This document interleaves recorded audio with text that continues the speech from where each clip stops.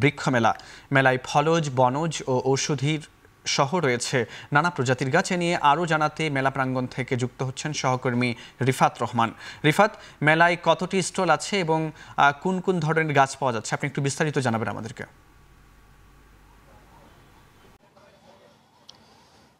পরিকল্পিত বনায়ন করি, সবুজ বাংলাদেশ করি, এই প্রতিবাদে আজ থেকে সিরাজগঞ্জে শুরু হয়েছে বৃক্ষরোপণ অভিযান, পাশাপাশি সপ্তাহব্যাপী বৃক্ষ মেলা। আমি যে জায়গাটিতে রয়েছি এটি শহরের বাজার স্টেশনের মুক্তির সমান এই মাঠেই কিন্তু সপ্তাহব্যাপী বৃক্ষ মেলার আয়োজন করা হয়েছে এবং আজ সকালে এই বৃক্ষরোপণ অভিযান এবং বৃক্ষ মেলার উদ্বোধন করেন সিরাজগঞ্জের যিনি জেলা প্রশাসক রয়েছেন মোহাম্মদ নজরুল ইসলাম।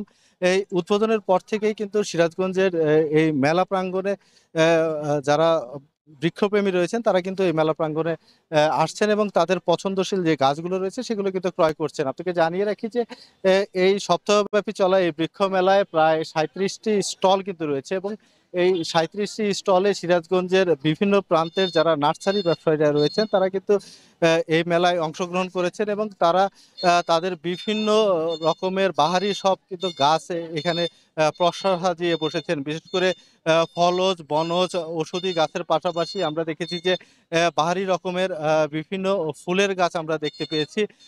দেশি গাছের পাশাপাশি বিদেশি বিভিন্ন রকমের গাছ কিন্তু এই মেলায় আমরা দেখতে পেয়েছি। পাশাপাশি আপনাকে জানিয়ে রাখি যে যারা আসলে মূলত ছাদ বাগান করে থাকেন তাদের জন্য কিন্তু বিভিন্ন রকমের গাছ এই মেলা প্রাঙ্গণে রয়েছে। বিশেষ করে বনসাই গাছ রয়েছে, বনসাইয়ের পাশাপাশি ক্যাকটাস সহ বিভিন্ন রকমের গাছ কিন্তু এখানে নিয়ে আসা হয়েছে।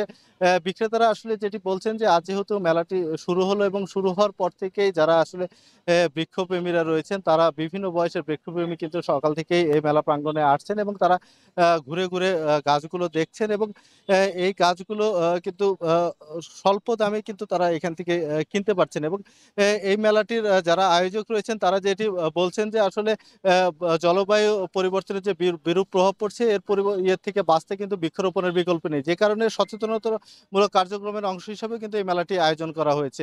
তো মেলা চলবে 26 তারিখ পর্যন্ত, সকাল থেকে রাত্রি পর্যন্ত এই মেলা চলবে এবং দর্শনার্থীরা এখান থেকে তাদের গাছ কিনতে পারবেন। তো ফরহাদ, এই ছিল আমার কাছে সিরাজগঞ্জের বৃক্ষ মেলা থেকে সবশেষ।